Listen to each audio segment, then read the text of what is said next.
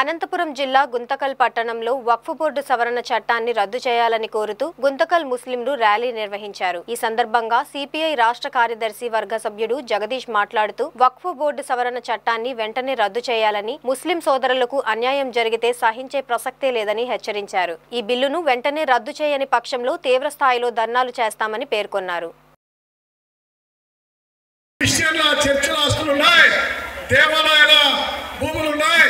కాబట్టి ఇవన్నీ కార్పొరేట్లు కట్టబెట్టాలంటే, కార్పొరేట్ చేతులకు ఇవ్వాలంటే ఇదొక్కటే మార్గమని వక్ఫ్ బోర్డు సవరణ చట్టాన్ని నరేంద్ర మోడీ, అమిత్ షా ఈరోజు కుట్రపన్ని ఈ యొక్క చట్టాన్ని తీసుకొచ్చారు।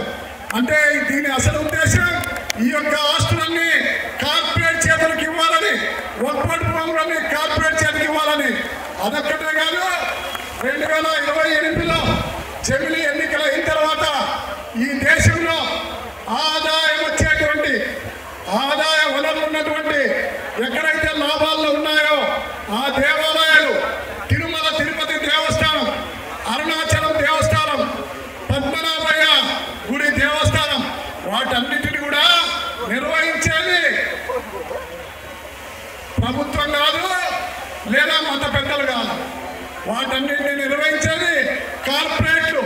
కార్పొరేట్లకు ఆ దేవాలయాలన్నీ కూడా దానం చేయబోతా ఉన్నారు। కార్పొరేట్ చేతుల్లో నరేంద్ర మోడీ కీలుబొమ్మ, ఈ దేశంలో ఉన్న సంపన్నంతా కూడా నరేంద్ర మోడీ దోచిపెడతా ఉన్నారు। గతంలో బ్రిటిష్ వాళ్ళు డైరెక్ట్ గా వచ్చి మన దేశంలో ఆస్తులన్నీ కొల్లగొట్టారు। మరలా ఇప్పుడు నరేంద్ర మోడీ ఆయన కూడా పరోక్షంగా మన దేశ ప్రధాని చెప్పుకొని మన యొక్క ఆస్తులన్నీ, భారతదేశ పౌరుల ఆస్తులన్నీ, భారతదేశంలో అన్ని మతాల ఆస్తులన్నీ వారికి కార్పొరేట్ చేతులకి దారాదత్తం చేసేదానికి ఈరోజు పుడుకున్నాడని చెప్పి మనం చేస్తా ఉన్నాం।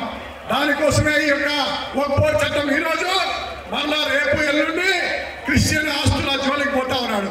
వాళ్ళ ఆస్తులు కూడా ఆయన చేతుల్లో పెట్టుకునేదానికి పోతున్నాడు। కాబట్టి ఈ సత్యాన్ని గమనించాలా। దానికోసమే ఈరోజు ఈ 40 కోట్ల మంది ముస్లింలు, భారతదేశంలో ఉన్న మైనారిటీలు అందరూ కూడా తిరగబడి నిరసన జరుపుతా ఉన్నారు।